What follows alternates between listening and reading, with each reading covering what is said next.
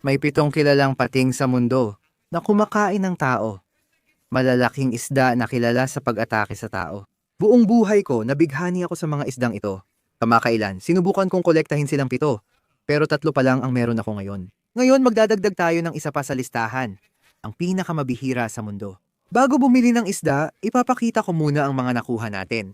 May goons at hito na tayo ngayon. Ito ang pinakasikat na man-eater. Umaabot ng 13 talampakan at may paatras na ngipin na parang pating. Hindi nakatakataka na may mga kasong nakita ang labi ng tao sa loob ng isdang ito sa India. Ang gooch ang pinaka nakakatakot sa lahat. Para sa akin, parang galing ito sa isang bangungot. At ang gooch catfish ay isa sa mga mas karaniwang man-eater na maaari mong mabili. Nahuli namin ng 2 ito sa huling video ko. Ngayon ang pangalawang man-eater na nakuha ko ay itong maliit na ito, ang pariba. Ang mga ito ay pwedeng lumaki ng hanggang 12 talampakan kaya sila ang pinakamalaking catfish sa ilog Amazon. Kilala rin ang mga ito bilang kumakain ng tao. Ang nakakagulat, may isang taong nabuhay para ikwento ito sa River Monsters. Kaya kahit na siya ay maliit pa lang ngayon, balang araw lalaki siya ng sapat para kainin ako. Ang pangatlo at huling maninilang tao na meron ako ngayon ay ang Wells catfish. Umaabot sila sa 10 talampakan at kilalang matinding mapanganib sa tao. At kahit di pa sila ganoon kalaki para kumain ng tao, kaya nilang kainin ng isang maliit na bata. Pero ang talagang astig sa dalawa na meron tayo dito, ay yung isa ay normal at yung isa naman ay golden, na mas bihira talaga. Napaisip ako, ano ang pinakamabihirang catfish na kumakain ng tao sa mundo? Kaya ko kayang makahanap nito para sa collection ko? Kailangan pa natin ng 4 para maging 7. Andun ang jowl catfish na umaabot ng 8 talampakan. Sunod naman ay ang walagoli rai. Umaabot ng 6 na talampakan ng haba, di ko alam anong isda yon. May mekong catfish din, para silang mga balyena at umaabot ng hanggang 10 talampakan. Ang ikapito ay napakabihira. Kahit anong saliksik ko, hindi ko nahanap ang pangalan nito. Pero ang natuklasan ko ay mas nakakabaliw pa. Alam nyo naman, maraming iba't ibang kulay o anyo pagdating sa mga isda. May albino, melanistic at platinum. Nakadalasan pinakamahal at pinakamabihira. May platinum red-tailed catfish ako at ang maliit na ito ay nagkakahalaga ng $1,000. Naisip ko lang, magkano kaya ang platinum na guunch na hito? Malaki siguro, $4,000, di ba? Magkano ito? Malaki, pero hindi ko na inisip. Handang gastusin lahat ng pera ko para makuha ang isdang ito. 2 lang nakita kong litrato nila online at bihira pa. Wala rin akong makitang binibenta. Nakita ko na sila at ang mga litrato nila, kaya alam kong totoo sila.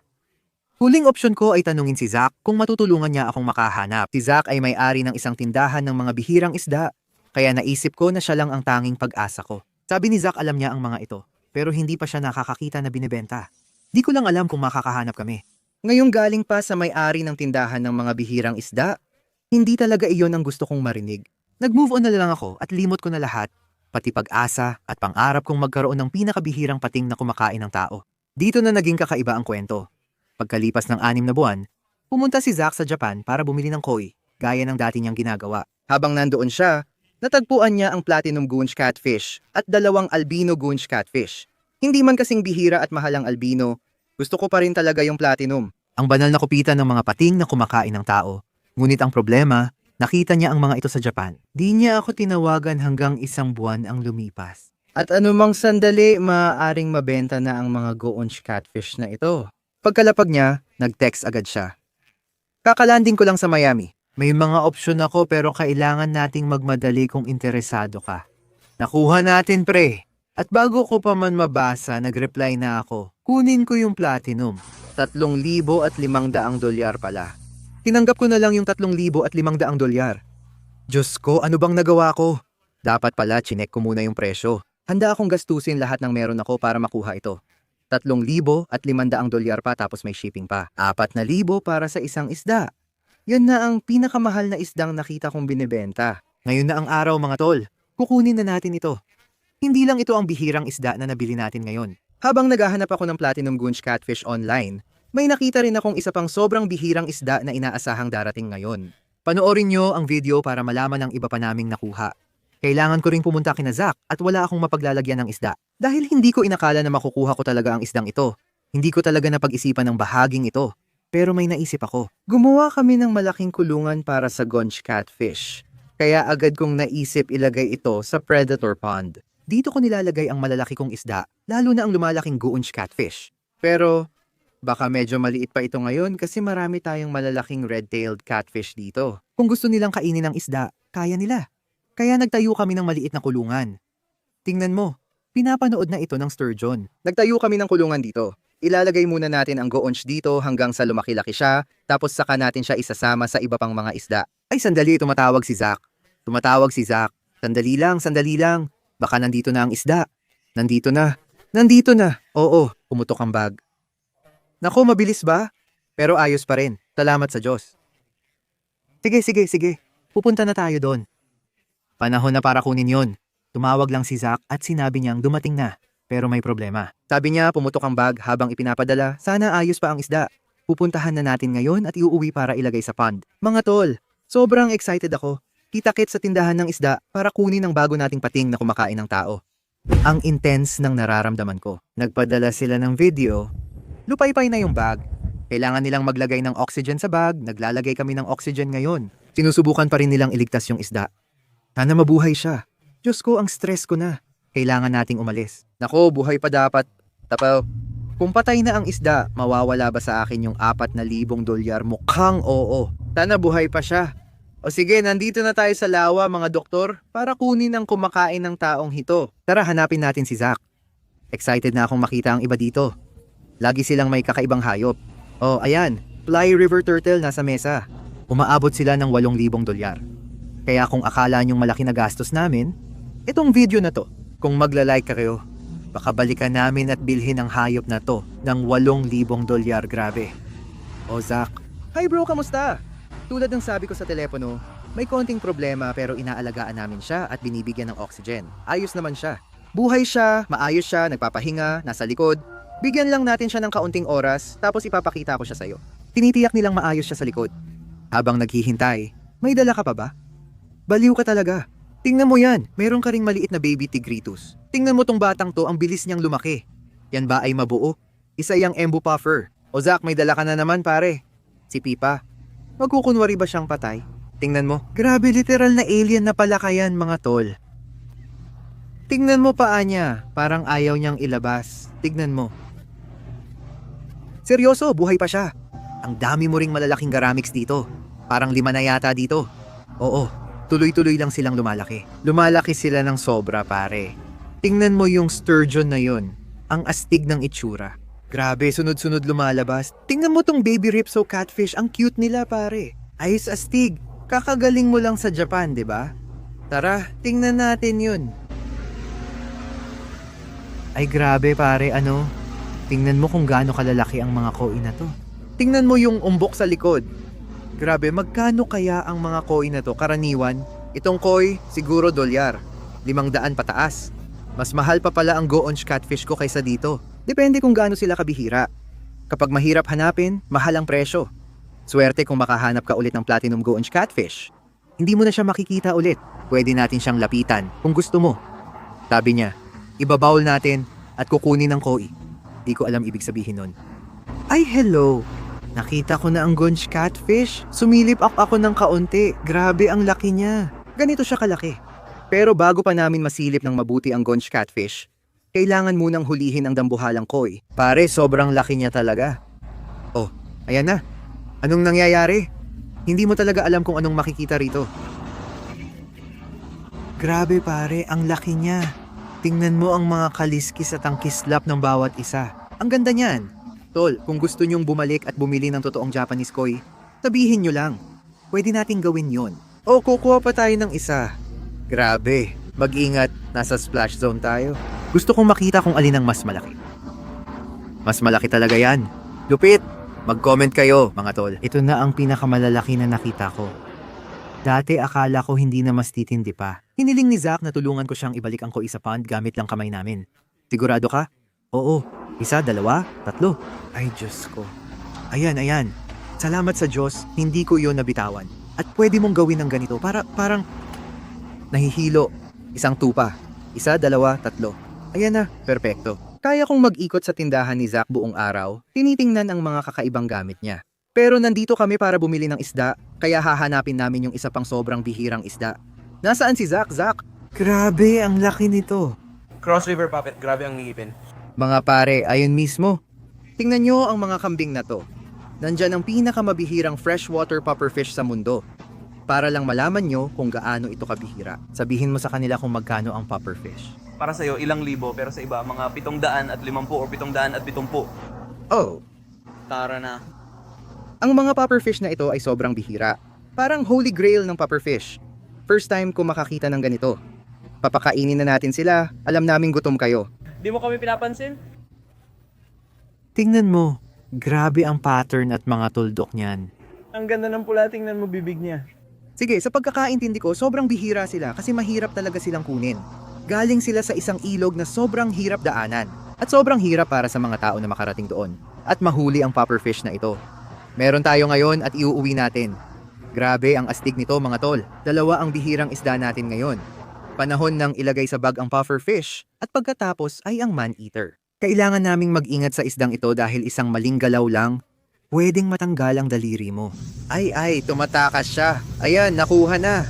Pauwi na ang puffer, nakuha na natin ang pufferfish. Oras na para ipakita sa inyo ang platinum gunch catfish, ang man-eater, ang isdang dahilan kung bakit tayo nandito. Sobrang excited ako mga kaibigan. Kahit nakita natin ng kaunti kanina, di ko alam gaano ito kalaki. Di na ako makapaghintay. Tara silipin natin ang man-eater natin. Okay Zach, nandito na tayo. Grabe, Diyos ko. Ayan na, Diyos ko. Ang laki, pare. Mas malaki pala ito kaysa akala ko. Astig, pare. Yan na ang pinaka-cool na isda na nakita ko. Puti lahat. Puti lahat, pero may bahagyang bughaw at pula sa mga mata. Kita mo ang pulang guhit. Mga tol, nagawa natin. Ang laki ng goonch na to. Bihira akong makakita ng ganito kalaki. Malamang malalaki rin ang mga kasama niya. Dahan-dahan. Ang likot niya. Grabe ang wild nito. Tingnan natin. Oh pare, ang laki ng ngipin niya kaya hindi ko siya papakainin gamit kamay ko. Kung gusto mo, pwede nating... Pwede natin siyang ilagay sa isang asul na mangkok, lagyan ng pampakalma. Di ko alam ibig sabihin nun. Pero gawin na lang natin. Lalagyan natin ng gamot. Ayos lang tayo. Oh, sige. Ngayon, ihahagis na natin ang gooch. Pare, ang laki nito. Oh, tinamaan niya ang GoPro. Inaatake niya ang GoPro. Nakuha ko na siya. Pauwi na ang goonch. Sobrang excited at wild nito. Ito na ang wildest firefish video namin. Stressed siya sa biyahe kaya namumula siya. Pinakaastig na isda to na nakita ko. Sobrang lupit. Kaya naglagay ako ng diphenoxyethanol dito. Diba? Oo, alam mo na ang ibig kong sabihin. Oo, syempre. Kaya kalma na siya maya-maya. At mas maayos na natin siyang ma-examine. Lalaki ba o babae? Siguro babae ito. Pwede mong ipasabi sa mga tao sa comments kung mali ako. O kayo dyan, kung eksperto kayo dito, sabihin. Kami, no? Alam ko na kung lalaki, medyo kalmado siya. Parang ito yata ang ari. Nagbibigay tayo ng kaalaman, nagtuturo tayo sa audience mo. Ayos lang yan, kasi babae siya. Mas malaki talaga ang mga babae. Alam mo ba kung nahuli ito sa wild? Kung nahuli sila sa wild, dapat maliit pa sila kasi kapag malaki, nagiging target na sila.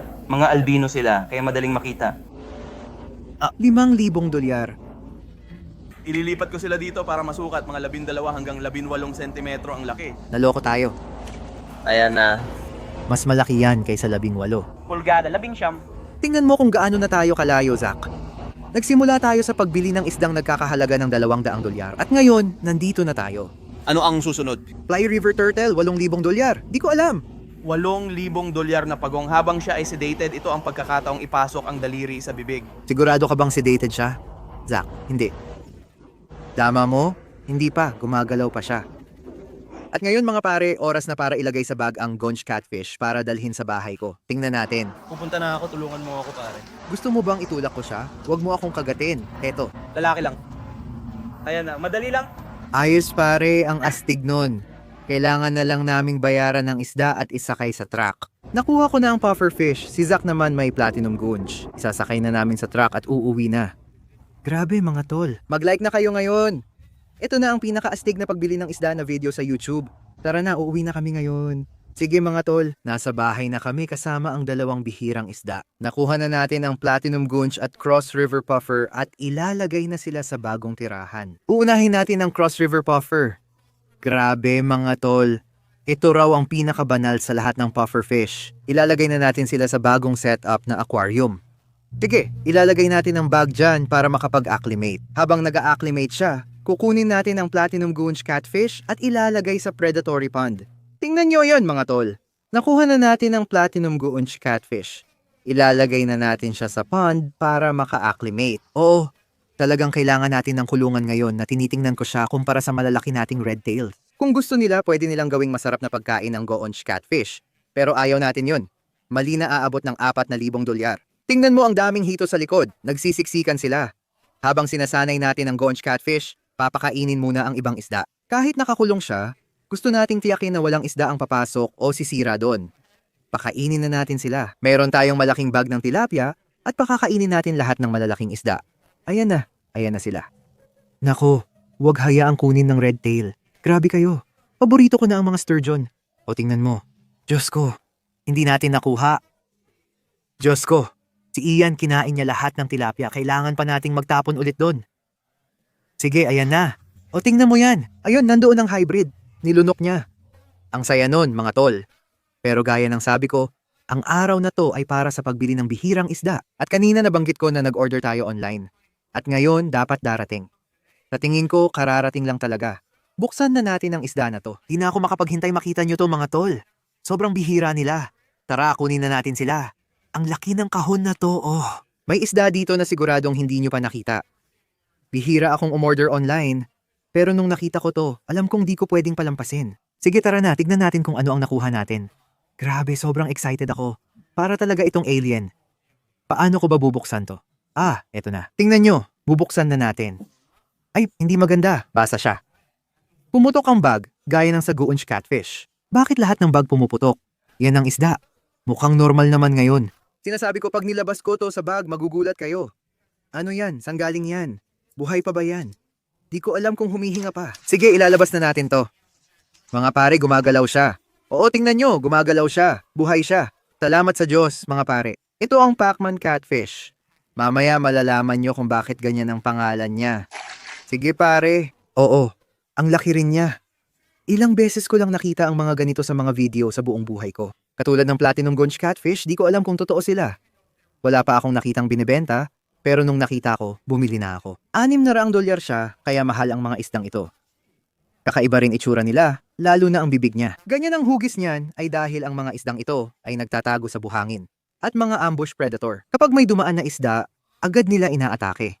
Di ako makapaniwala na meron tayo nito at lumalaki pa sila ng sobra. Astig nito, tingnan mo yung bibig. Ang wild talaga. Pagsasamahin natin siya at ang Cross River Pufferfish sa isang tangke. Pero uunahin muna nating ilagay ang Cross River Pufferfish doon. Ilalagay natin ito doon. Ang astig, mga tol. Heto na ang Cross River Pufferfish natin. Nasanay na siya sa aquarium, sa pinakabihirang pufferfish sa mundo, pati sa Pacman catfish. Sandali, habang nandyan siya, tingnan nyo kulay niya. Mag-comment sa ibaba ng pangalan para sa 3 bihirang isda na binili natin. Ilalagay na natin ang puffer. Sige, maliit na kaibigan. Grabe ang astig nun. Sige, ayan na. Tingnan nyo ang astig talaga. Nilagay ko siya dito dahil may buhangin dito at gaya ng sinabi ko, nagtatago sila sa buhangin para mang-ambush ng biktima. Mga tol, mabilis lumaki ang koleksyon natin ng bihirang at kakaibang isda. At natitira na lang ang pinakamabihirang platinum goonch catfish. Tara, idagdag na natin siya sa lawa. Heto na mga tol, ang platinum goonch catfish natin. Ilalabas ko na siya sa bag at ipapakita sa inyo ng malapitan. Gumawa kami ng kuweba para sa kanya. Sa ganitong paraan, magkakaroon siya ng magandang lugar na mapagpapahingahan. Ito na mga tol, oras na. Sobrang laki niya, literal. Tignan nyo to, grabe. Tignan ang hanay ng ngipin sa bibig niya. Grabe, ang wild nito mga tol. Tignan ninyo yan. Isang napakabihirang platinum goonch na hito ito. Mag-comment ng pangalan para sa kanya sa baba ngayon. Ilalagay na natin siya sa kanyang tahanan. Heto na, 3, 2, 1. Ayun, handa na siyang lumangoy. Ayan na siya. Tignan ninyo yan. Nagpapahinga siya sa ilalim ngayon. Tingnan nyo, nasa bato na agad. Astig! Mga tol, nagawa natin. Nakuha na natin ang platinum goonch catfish. Ito na siguro ang pinakawalang kapantay na pagbili ng isda na nagawa namin. Ano ang susunod nating bibilhin? I-comment nyo sa baba ang mga suggestion ninyo.